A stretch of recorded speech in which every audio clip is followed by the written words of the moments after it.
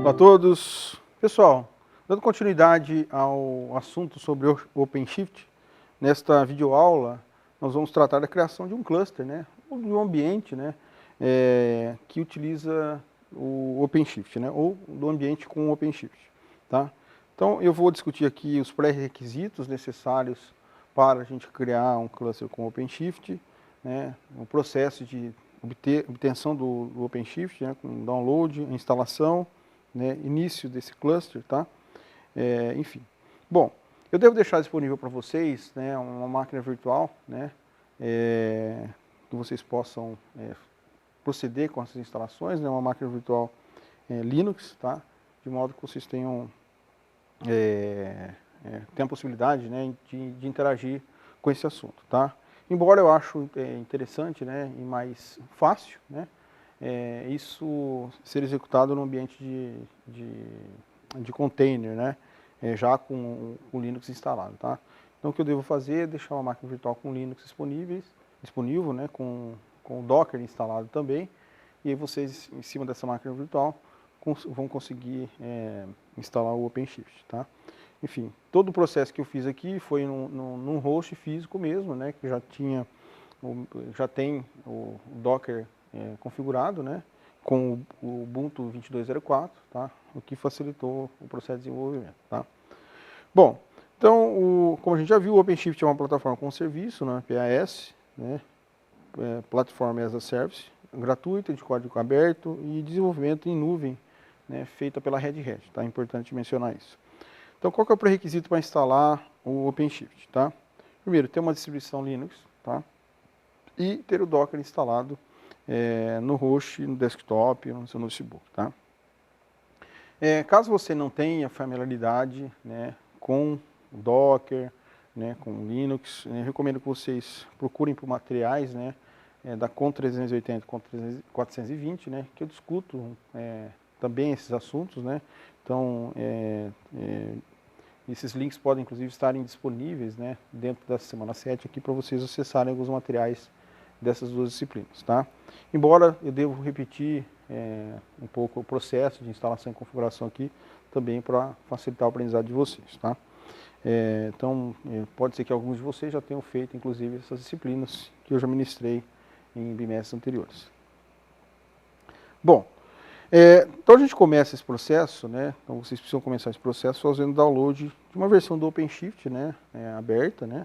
Que é OpenShift Origin. E aqui eu vou trabalhar com uma versão em particular, né? Funcional, embora essa não seja a versão mais atualizada, né? Mas ela funciona.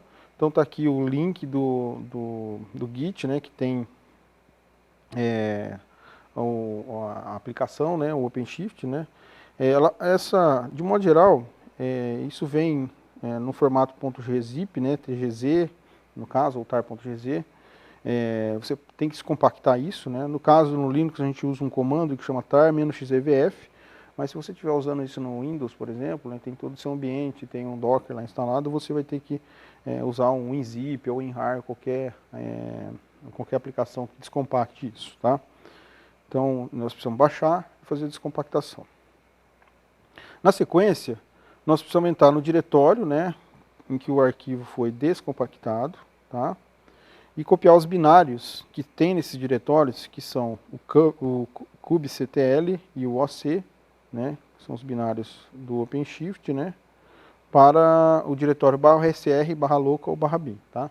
Então, sempre assumindo aqui que nós estamos dentro de uma distribuição Linux. Virtualizada ou não, nós estamos dentro de um Linux, tá? Então, a gente faz esse procedimento, fazendo a cópia, entrando nesse diretório e fazendo a cópia com o comando cp. Tá? Então a gente copia os dois ao mesmo tempo, a UC e a kubectl, para tem um espaço aqui, né, entre o último comando, né, tem um pouquinho amarelo aqui, né, entre o último comando e o /sr/local/bin. Tá? Na sequência, nós vamos executar o comando, depois de copiado, né, executar o comando oc version, né, e a gente vai ter uma saída como essa, né, dizendo que algumas informações relacionadas ao Kubernetes, enfim, tá? Que é uma outra solução para trabalhar com containers em cluster, tá? Bom, tendo uma saída parecida como essa, a gente vai para o próximo passo.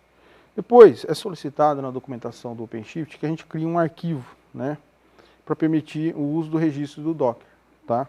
Então, esse arquivo vai ficar em /etc/docker/daemon.json, né? E a gente vai colocar uma faixa de endereço IP, que é comumente utilizado pelo Docker, né? Que é 172 ponto alguma coisa, tá? Aqui a gente coloca essa faixa de rede, né, como uma máscara, né? Para permitir que nós consigamos, o OpenShift consiga lidar com o Docker, tá? Então, essa é uma indicação do material do OpenShift, né, na documentação, e pede que nós façamos isso. Então a gente cria, né, eu costumo usar um editor de texto, né, em linha de comando, que é o Pico, né, que na verdade é um link para o Nano, né, que é um editor de texto. Então você vai abrir com o Pico, né, copiar essas linhas de comando aqui, né, e salvar. Para salvar, depois que você entra, você dá um Ctrl W, né, aí ele vai mandar Ctrl X na verdade. E aí você vai colocar um W, que significa write, né, e ele vai escrever, tá? Mas você pode abrir, se estiver usando, por exemplo, um Linux, uma versão do Linux desktop, você pode abrir um arquivo, usar um editor de texto, como por exemplo o gedit, né, e criar esse arquivo e salvar esse arquivo no diretório aqui, né, no caminho onde a gente especificou, tá? Bom, o próximo passo, né, é iniciar o cluster OpenShift, né, passando um determinado IP. Aqui, esse IP, pessoal, em particular, não vai ser, quando vocês estiverem fazendo esta prática, né, que eu estou colocando aqui na aula, não necessariamente o IP que vocês vão colocar vai ser esse. Esse é um IP, né, é um IP da máquina que eu utilizo, né? Então, vocês têm que passar, por exemplo, o IP do host que vocês estão utilizando. Então, por exemplo, se o host de vocês é um notebook, vocês vão ter que ir nas configurações de rede do notebook, ou se é um desktop, e pegar o endereço IP lá, tá? Então, não necessariamente vai ser esse, né? Pode ser um IP de uma outra faixa, e aí certamente não vai funcionar. Então, esse IP aqui, tá? A desconsiderar que ele tem que ser o IP do seu host, tá ok? Então, para deixar bem claro. Então, a gente inicializa, né, com o comando OC, cluster, app, né, que a gente chama para subir, menos public, menos hostname e o endereço IP, tá, do host. Tá? Uma vez feito isso, ele vai nos emitir uma mensagem, como mostrado abaixo, dizendo que o cluster está acessível via web, né? Então, onde o your server aqui é o mesmo IP que está aqui, tá? Então, vocês podem colocar o IP, ou pode colocar localhost no lugar de your server, ou pode colocar o endereço de loopback, né, 127.0.0.1, que vai funcionar também, tá? Lembrando sempre de colocar a porta, tá? Essa porta 8443 é a porta padrão utilizada pelo OpenShift, a porta de funcionamento dele, né, para acessar as configurações via web, tá? Ele escuta nessa porta, esse web console, tá? Bom, depois a gente pode logar como administrador, né, também em linha de comando. Veja que esses comandos aqui, tanto esse quanto esse, né, tem que ser feito, né, no shell, né? Você tem que abrir um terminal e executar esses comandos, tá? Então a gente loga ali no OpenShift como administrador e podemos fazer várias coisas, tá? Bom, então logando como administrador, né, a gente vai ter uma saída como essa, né, dizendo que nós estamos logados no cluster, nesse endereço aqui, né? Aqui veja que está como 127.0.0.1, mas pode ser localhost, pode ser o endereço IP do seu host também, assim que você obtê-lo, tá? E ele diz que a gente tem acesso aos projetos e podemos lidar com eles, né, com o comando ocproject, tá? Então, esses são alguns projetos default que ele disponibiliza, né, embora a gente possa criar outros também, enfim, né. Então aqui, ele dá como padrão aqui que nós utilizamos um projeto que ele já cria, que chama MyProject, tá? Bom, aí a gente pode, inclusive, depois, na sequência, mudar para o projeto padrão, como descrito no slide anterior, tá? Então a gente dá utiliza um comando em linha de comando também, né, OC project default, tá? E aí ele emite uma mensagem dizendo que a gente está utilizando um projeto que chama default dentro do servidor, tá?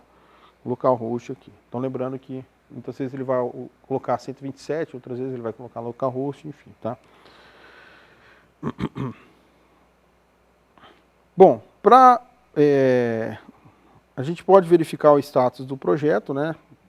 Digitando, faltou aqui, né? OC Project Status, né? Então ele vai dar informações relacionadas ao projeto, do servidor, né? Onde que está executando o registro, né? O Docker Registry, né? Veja que aqui a gente tem, né? Lembra que um dos componentes que fazem parte do OpenShift é o registro, né? Como que a aplicação foi implantada, né? Então, deployed, né? Implantada, uma aplicação que está num pod, enfim, né?